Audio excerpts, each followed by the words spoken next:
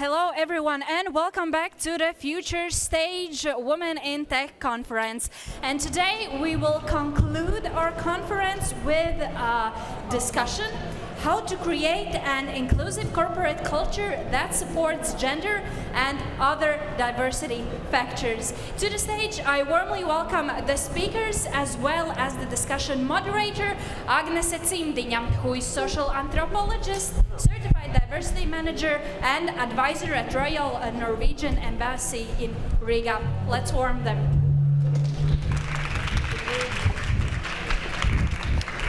Yeah, hello everyone, and welcome to the other speakers. Please take your seats. And let me introduce you briefly. You already know Ance Vanaga, who just gave a brilliant presentation about diversity management, and she is author and head host of the podcast, The Conversations with My Mind. Then we have Guntis Ikaunieks, head of IT from LMT. And we have Darja Loban, lead experience designer, driver of diversity and inclusion programs at EPAM, which is software engineering, design and consultancy company based in 50 lands, 50 countries. So you can tell more about the company if it's not. Thanks for the elaborate introduction. You said pretty much everything, all the key facts. Yeah, because I had to read about that company on the internet, and there was a lot of information, in fact. So. I myself, I have conducted a lot of research about diversity management in both Baltic countries and Nordic countries, and I will mention some of my observations during this discussion, but the main focus, of course, is how to work with diversity. We know that diversity and inclusion is very important. We know that nowadays many managers feel actually pressure to recruit diversity, to focus on diversity, that many managers, many companies are actually very good at PR when it comes to diversity issues, but once they really get in touch with the race, gender, sexual orientation issues, disability issues, they feel very clumsy, they feel often afraid, they don't want to stigmatize anyone, they don't really know how to go about these issues, and they are not sure how to connect them to KPIs, to business growth, how to include them in business strategy. So these are questions which we are going to focus on. At the same time, I have to say from my experience that very often when a company or some manager approaches me and asks me, oh, please, can you tell us how to make diversity management strategy, then I have to ask question to them, but tell me first, what is diversity for you? What is diversity in your company? And why do you need diversity management strategy? What do you want to achieve with it? And then the response is quite kind of puzzled. They don't actually know what to answer me. So this is one of the questions I want to start with, to ask to the speakers of the panel. Could you please tell briefly about your company or about your field of operation, what diversity means for you? Do you have diversity and inclusion strategy in your company, and why do you have it or why don't you have it? Let's start with you, Guntis. Hello, Guntis. Latvia mobile telephone, telecommunications mainly, and also IT and system integration. And in our company, we do have that diversity goals, and also written and based on age and gender, but that inclusion part is mainly in a company culture level, and we currently do not have a written strategy what we're following on. Okay, and you, Darja? It's good that you mentioned inclusion as well, because diversity without inclusion is like strategy without execution, right? The diversity inclusion strategy really depends on the location, because we're a US-based company, but in every location we have a different strategy. And in Latvia and Lithuania, we are focusing on 3 diversity aspects. First is diversity of backgrounds, second diversity of skills, and third diversity of opinions. And later I can elaborate on that if we dive into a conversation about all these things. What was the third, please? The third? Diversity of opinions. Yeah. Answer? Thank you. Yeah, I would echo what Daria said, and I work in the finance industry myself in the United Kingdom for one of the largest UK's banks, and it's the similar one in the UK as well. We are looking to make sure that we are representing the people that we service. So if our customers are the whole United Kingdom and people of United Kingdom, then we need to mirror their way of living, their way of thinking, and how they are functioning, so that we would create our products that actually they would want to use. So so that is diversity. So whatever your target market, whatever your customer base is, as I mentioned in my presentation, that would be the diversity you, in my opinion, should be striving for. Thank you.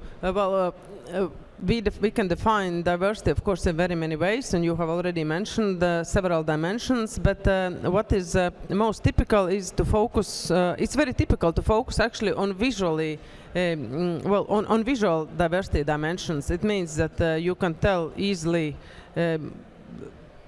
if a person is male or female in most occasions. Sometimes you can guess ethnical diversity, national diversity, you can see disabilities, you can see different skin colors. And from my experience, I have observed that for one or another reason, mostly there is focus on visual diversity at companies, and it's quite typical that the management can say, oh, we need to recruit diversity because we don't have any, because people at our company more or less look the same. But when you really focus on diversity components among already existing employees, you see actually that there is a lot of diversity which is not visible.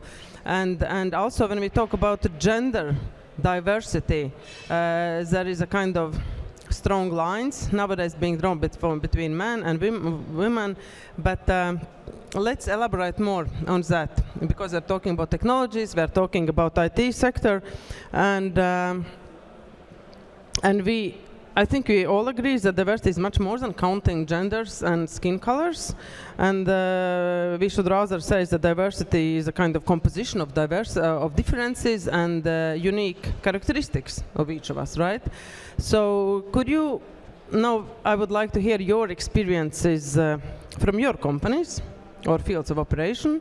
What are the challenges, opportunities and benefits of inclusion and diversity agenda in your fields of operations? So challenges, benefits and opportunities, how do you see it?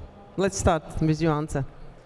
So I think that is kind of blanket approach to every company, but I think the biggest challenge will be, as you say, it's easy to look at the visuals, like, am I seeing enough diversity? But actually, one, is your bias again working, where you're assuming that maybe this person is this or that gender, maybe they're assuming this person is that and that certain age, maybe you're assuming, oh, I don't see it, so therefore they don't have any disabilities, but maybe that person is living with an invisible disability. So I think the biggest challenge is trying to calm your own stereotypes, your own ways of thinking, your own assumptions that you think you know what that diversity is, and then actually looking really critically, so what is the diversity that I'm striving for? Why do I need it, and how it's going to make my workplace or my company better. So I think that's the biggest challenge, even understanding the purpose, the reason behind that diversity, and that's the part what Daria was saying, like, it's not about having a strategy, it's about executing it. So if you have that diversity, why do you want it? Do you want that person at the table, or do you just want to hit a target? So do you want to listen to those people? And those two bits, like one actually identifying, two understanding why you need that diversity is the challenge. Then you said about challenges. Challenges, benefits, opportunities. Benefits, opportunities. And benefits and opportunities is obviously, if the more thought diversity you have, the better product you will create, because you know how it is when you're trying to resolve a problem. We quite often tend to call someone or try to like bounce your ideas off of someone, and then when you start having those conversations, the resolution comes to you that's potentially much better than that one resolution that you came up with yourself. And I'm giving very simple examples here. But then if you would have an extra person who maybe has gone through a similar challenge, they might give you an angle that your best buddy wouldn't be able to give you. So it's all of that, like what thought you need to add. I'm thinking about it. Yeah, and I'm getting a little bit lost here, but yeah, it's just about the benefits are the more thought diversity you have, the better decisions you can make. Sorry. Yeah, but I'll at the stop same here. yeah, but at the same time, right? Diversity can also be a source of conflicts when there are so many diverse people in the same room. So it's not enough with diversity. Diversity also should be managed and included and worked with in a very targeted way, right? And that's the part where inclusion comes in, because you can have all the diverse people, but if you don't want to listen to them, you might as well not start. Yeah, Daria, your experience with opportunities, benefits, challenges.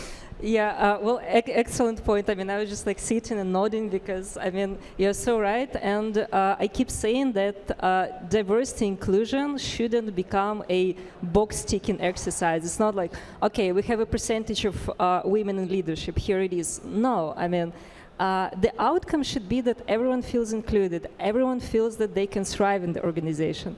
And I can actually share specific challenges that we are currently facing based on the diversity inclusion directions in the region, and one of them is diversity of backgrounds and specifically cultural diversity, because we have multicultural teams, and also if we look at the global level, we have more than 50 countries, we have more than 61,000 people, and we also have multicultural teams in the locations here in Riga and in Vilnius as well.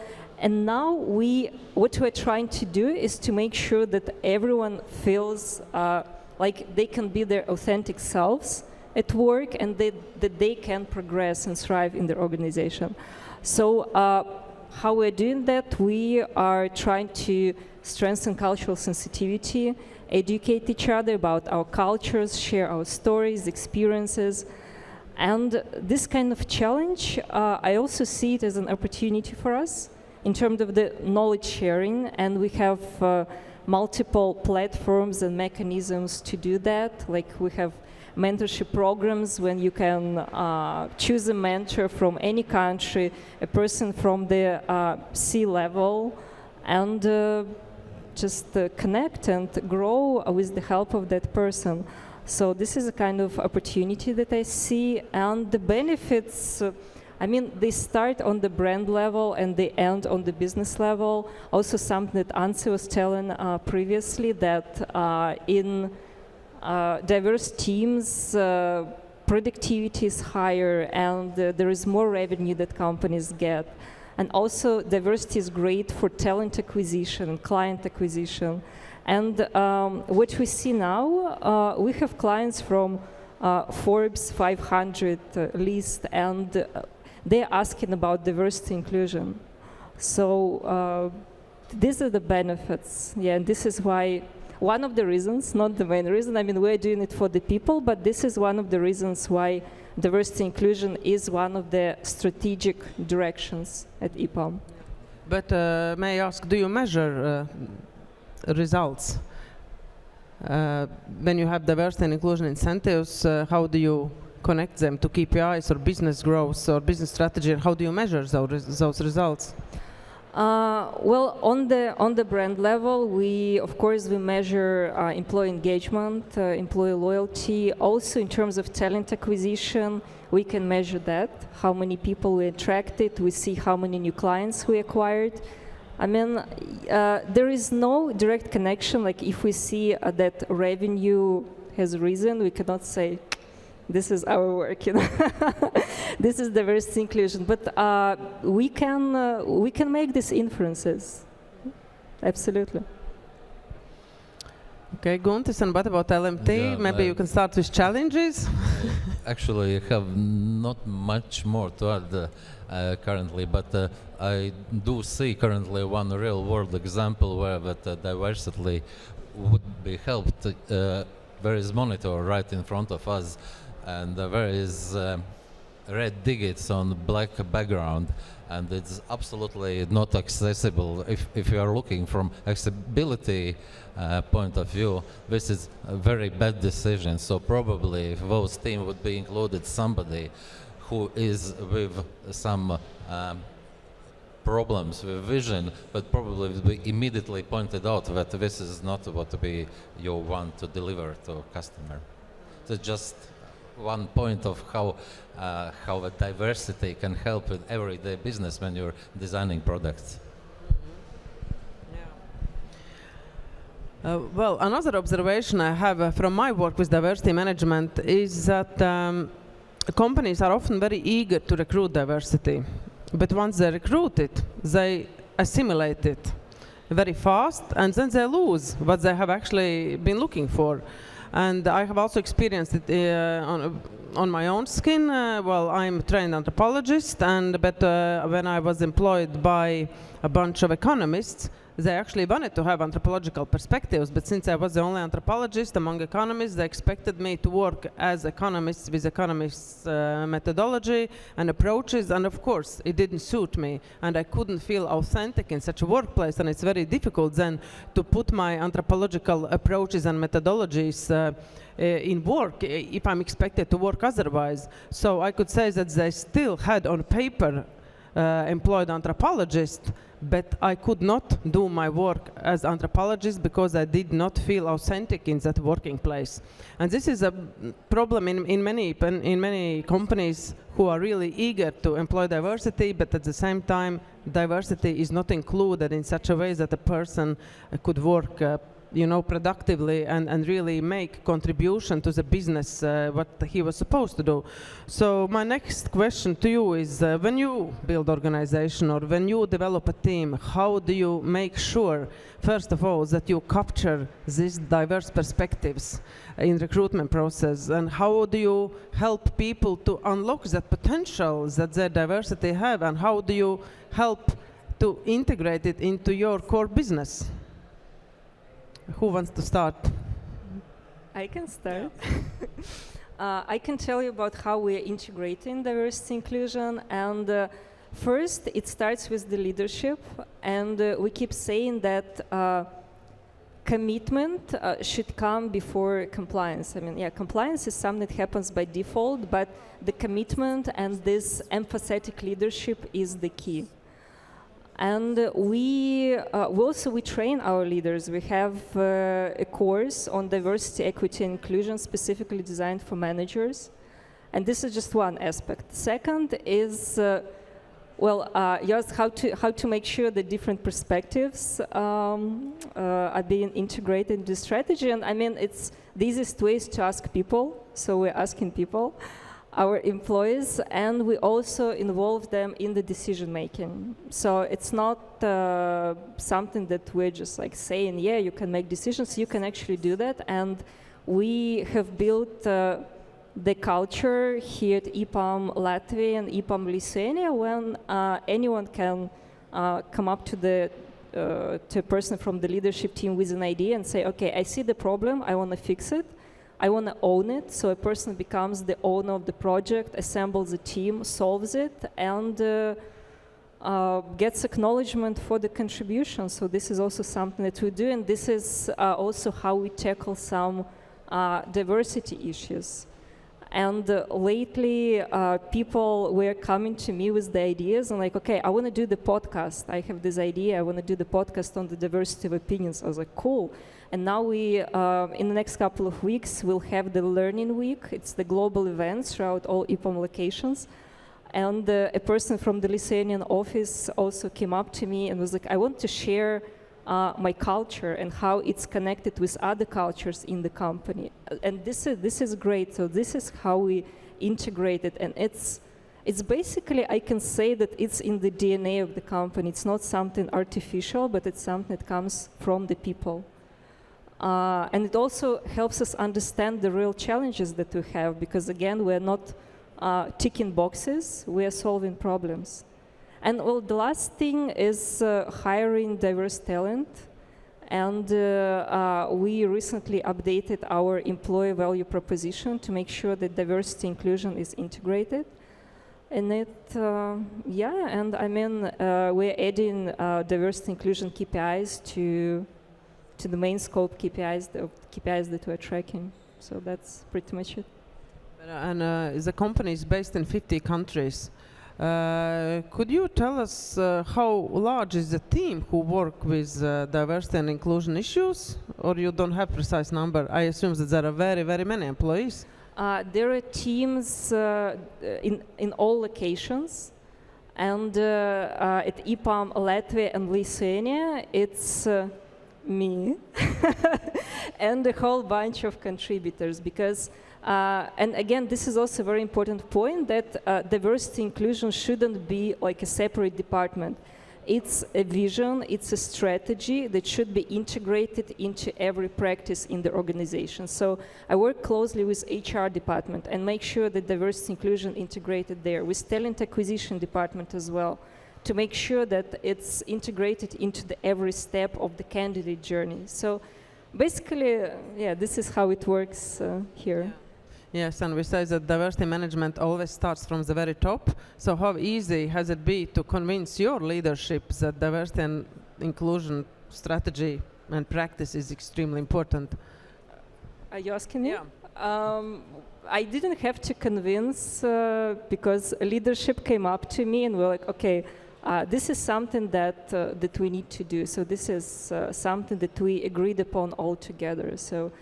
And I think in this regard, I'm very lucky that, I mean, I did not need to convince anyone, because everyone sees the importance of that, and everyone sees that it's important to clients as well, and to our candidates.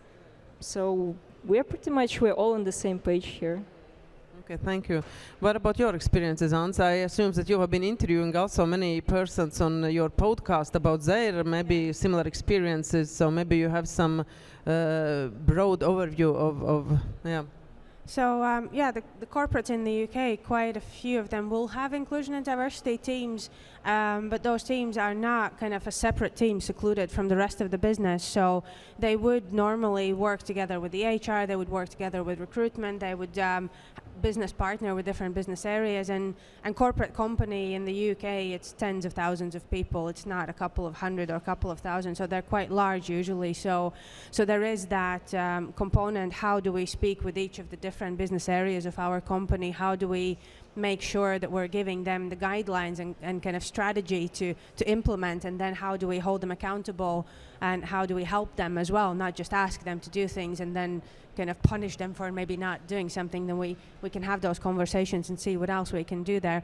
But you mentioned previously about how do you recruit, how do you find that diverse talent, and my suggestion would be, in your questions that you ask in your interviews, don't just focus on their skills and skill set and what do they have to do the job well. Focus also on how do they approach certain challenges, what they would do if they would experience one or the other situation that maybe is prevalent in your own company. So think about these kind of culture related questions, and how they would maybe resolve a challenge. If they would have an argument with another person, how would they make sure everyone's opinion is included in the room, things like that. And the way how they answer will tell you a lot about how they function as a person when you hire them, and how inclusive will they be.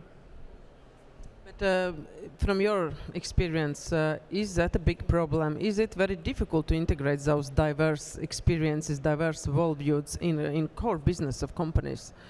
Because, well, it's not maybe that easy to recruit, but once they're recruited, I mean, how easy is it actually to integrate that diversity in core business to help the business grow? That's a very good question, and I'm trying to think. I wouldn't say it's hard, I wouldn't say it's easy. I guess it's something that you can't tell like yes or no answer to that one. There will be teams that will take it and run with it and excel in a way that we go to them and like we'll ask them for more advice, and that I hear from my people that I interview as well. But there will be teams that will struggle and maybe will have a bit more challenges with it. But I was just interviewing someone who's a glaciologist, like a polar explorer, and that episode is not out yet, but it's in the making. And we were speaking about teams with her, and why I'm mentioning that is I was asking, so you went on this polar expedition to gather data in Svalbard, in one of the most dangerous places on Earth, when you just go on skis with a few dogs and a few other peers and try to survive for a month to gather samples that we will use to figure out like what's happening in the climate change. But she was saying that the way how she recruited the team was that she was looking for a team that will have put their egos aside. that everyone will be thinking about best possible result. And what she was saying that they would always, in the expedition, go with the person who has the worst gut feel. Because quite often you'll know that something might happen, although you don't see the danger. So instead of having like really brave egos, we can barge through this, we can get there, we can make it, you listen to the person who's most cautious, and most often than not, they will actually be right. And also when they are afraid, they didn't shy away from it. They spoke out loud, I'm afraid, I'm really scared here, what could we do? And they worked as a team. And actually I was listening to her telling that, and I thought that's a brilliant experience. When you put your egos aside, when you're ready to admit that you're afraid, you have that trust in each other, that's where really strong teams are being built, and that's my own experience as well. The best performing teams that I have worked for are the ones where egos are put aside. We're all there to do a good job, and we all trust each other, that everyone is there, present, and willing to do their best. So I think that was a really brilliant example. Yeah, thank you. That was really brilliant indeed. Thank you. And Guntis, then when it comes to IT, we are still on the same question, but maybe a little bit more specific, focusing on IT sector. How easy is it to recruit diversity within IT sector? Question is very simple. Recruiting as IT is hard. And talking about diversity, it's even harder because I assume that probably early today already somebody talked about that currently in Latvia only about 20% of IT is women, for instance. And so obviously it's absolutely not easy task to get equal amount as in society or like in your customer base if you're trying to somehow work in similar environments in your workplace, like in your customer base or your society. In IT area, it's extremely difficult, for instance, with gender. So this is why I'm always happy to see the initiatives like Riga Tech Girls and any other, but we can somehow try to increase that percentage of women is IT in the tech. So that's, I'll say that's main issue currently in Latvia, and not only in Latvia. So how do you solve that issue? We heard that you cooperate with Riga Tech Girls, but other solutions, how you can increase diversity within IT field at your company? Do you try to recruit from abroad, for example? Is that a solution? Mainly, actually, we're focusing on what Daria mentioned before. It's skills, opinions, people who are interested in that area they are working in. For instance, if your job is connected to finance, you have to be eager, you have to be interested in that finance field. Or if you're going to work IT for medicine, it's not enough that you're just good IT guy, you have to have interest in that area. And any other thing nowadays, actually, it's extremely difficult to work if you identifying yourself just I'm software programmer. It's okay, but probably it's not good enough for you to be excellent employer. Yeah. And then maybe a little bit provocative question. Well, does it matter who sits behind this computer? I mean, who is doing this computing? Is it a man or a woman? Well, does it really matter? Isn't IT a person maybe who is not so much into diversity and inclusion topics? Maybe he would or she would think that, well, who cares? Who is sitting there and who is doing that typing and making IT solutions? What would be your answer to such question? In general, probably when you're talking just about that software programming, definitely it's no difference at all. But IT is much wider, and analysts, project managers, all other IT specialties, I'll say, that work with people, not with technologies. It's very important to understand also customer needs, usability, what your customers will be thinking about in it. That perspective, that diversity is very, very important. Like I already pointed out about that accessibility features, for instance, what's very easy to understand in case you're aware of that. When you're not thinking about such things, it's just not in your daily how to say, in your culture, it's not in your DNA, then it's very easy to miss that. And this is where that diversity is most likely is helping, and this is how you can avoid just some non-inclusive solutions. Thank you. And this brings us to the next question, which already was actually pointed to by Anse, about diversity and technology, and about technology and diversity, how diversity affects technology and how technology affects diversity. And we have already heard about self-driving cars that do not recognize maybe darker skin color.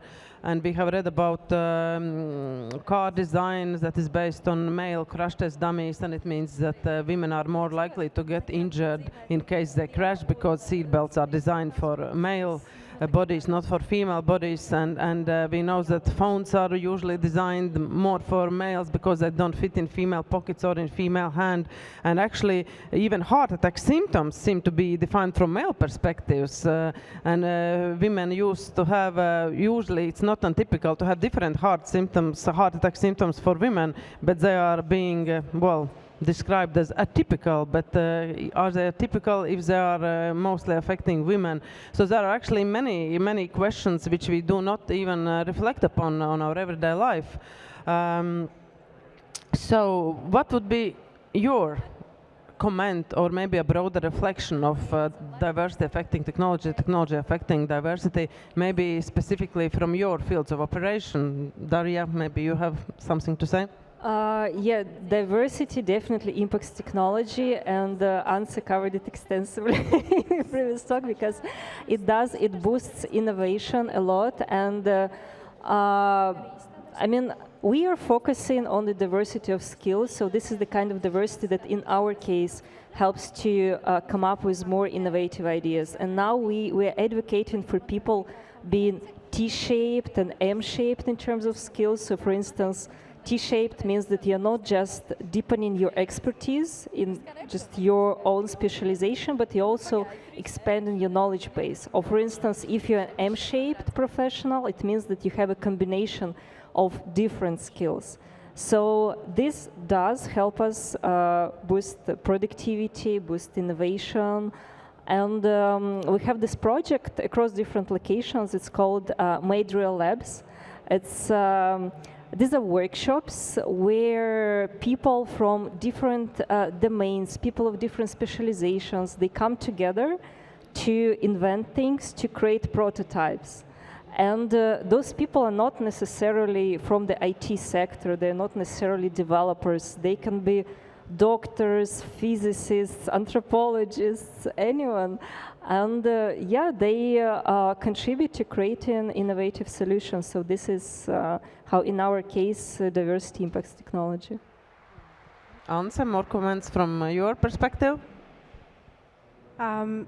We are, in the field that I'm in, like we are the same, like we are looking for more diversity in our tech teams, but what we are really focusing on is that, yes, there are programmers in the sense that the developers can be whatever they are. I guess the code, like how you write it, it's one and the same way, I guess, how you do it once you learn the skill. But however, what you're coding is given to you by someone, and then it really differs from one, how the business has positioned and how the business has explained what they actually want to be programmed. And then there's these magical people in between the business who are like your product owners, project managers, scrum masters, any agile PMs, your business analysts who actually analyze the data that has been given and then try to translate it in a way that the technology will create what you have asked. And we all know the Chinese whisperers, or klusa telefon in Latvian, where you actually say one thing to someone, someone says something else to someone, and how this chain trickles down and what the programmer actually ends up programming. That's a really good question. So you need to be really careful. And that's, again, that story about all the shoes being in the same place, around the same table, having those same conversations, and that's where your agile project management is trying to take you to. That's what your scrum masters are there to do, like to engage all of you in the conversations at the same time so that you wouldn't make these mistakes. And then that full tech team needs to have that diversity. You might have 5 female programmers or 5 male programmers, but who is the full team? Like, what is their background? What is their experience? What are they looking at? Are they looking at the red numbers or not? And we're so sorry that we're pointing out the red numbers like 3 times already, so I'm sure you're going to change it for next time. But that's the thing. That's how we do it. Like, we try to get that thought diversity around the table in the full team, not just programmers, because there's so much more than that. Brilliant answer. You covered very well that question. I don't know, Guntis, do you have something more to add in this regard? Just maybe more comment on Ance's previous presentation with a very good topic about that biased algorithms. So when we're talking about technology, one thing we have to be aware about and try to avoid is transferring human biases to algorithms. And this is one, of course, separate topic, but we've seen already and there are lots of examples worldwide when AI and machine learning algorithms are learning on people decisions, they're learning bad habits. And of course, in algorithms, that's not conscious typically, so we are not biased in that way of biased, but still this is one also a very interesting topic, and awareness about that field also should be on very high level, and you should test and especially work on that to avoid and to eliminate those human biases from algorithms. We only have 4 minutes left for our discussion. Unfortunately, I have still many questions, and I believe you have many answers, but a brief answer from you I'd like to have on the question, do you feel that gender balance actually overshadows other diversity aspects? And should we focus more on other diversity issues? Should we speed up that process? Talking pure about diversity, I think yes, it overshadows because it's just visible, and I wouldn't say that's low-hanging fruit, but it's most likely lowest hanging fruit. That's just gender aspect about that availability in IT field. Absolutely different story, of course, is about the inclusion part, but in the diversity part, at least here and now in Latvia, the gender question is most visible, and I think it should be addressed at first. Daria from IBM, you already mentioned other dimensions, but would you comment on gender dimension? Yeah, I mean, it's definitely relevant because, and it's relevant not just for EPAM, it's relevant for the whole industry because we see numbers, we see the percentage of women in IT, and this problem needs to be tackled at the early stages at schools, you know, when usually, you know, the perception is being created by teachers that STEM specializations, you know, science, technology, etc., they are for men, and like arts are for women. So we need to tackle that. But I like saying, like, I don't really like the phrasing, you know, when people say like women in tech or men in tech. I like saying humans in tech because we don't separate any groups. We just, I mean, gender is not relevant. What's relevant is your skills and aspirations. And also I can give example from what we're doing in the company. We have this internal platform called Upskill, and it's for upskilling our employees. And it doesn't have gender in the profile. You put your skills, your aspirations, your goals, but I mean, gender is absolutely relevant here. Okay, I would like to oppose a little bit in this regard, because my impression is that if we are really gender blind, and many leaders claim that they are gender blind, it doesn't matter, male or female, same approach. I would say the opposite, because if we are gender blind, we somehow ignore the structural inequalities that are in society, and so that is another aspect which we don't have time to discuss today, but that we have to actually understand power relations and relations between minorities and majorities, and from one point of view, of course, skills and competencies, but at the same time, gender blindness maybe does not go too well together with diversity management, because you need maybe different approach in different situations. Answer?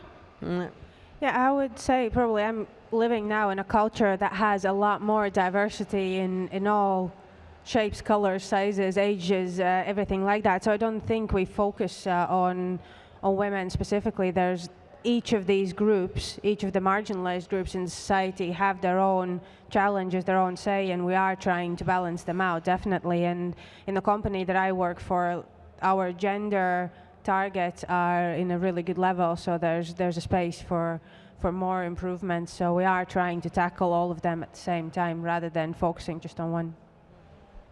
Okay, and then the final question, 30 seconds to each of you. What do you see as the main risk of not having diversity and inclusion agenda at your company? The main risk of not having? I'll say you cannot perform without it. It's just, that should be included in your company culture just to exist. Daria? Yeah, I mean, without diversity inclusion, there will be no innovation, and there will be low productivity. So pretty much, just imagine the benefits that we discussed, and the opposite. It's of that. An answer, final word. I guess I wouldn't speak just about my own company, but in general, that if you are aiming to service a diverse pool of customers, you need diversity within your company, and you will service a certain group of people if you'll have your own opinion only, but that's as far as you will go. Thank you so much. So our time is up. Thank you, Guntis Ikaunieks from LMT, Daria Lobant from EMAP, and Anse from Conversations with My Mind. Thank you.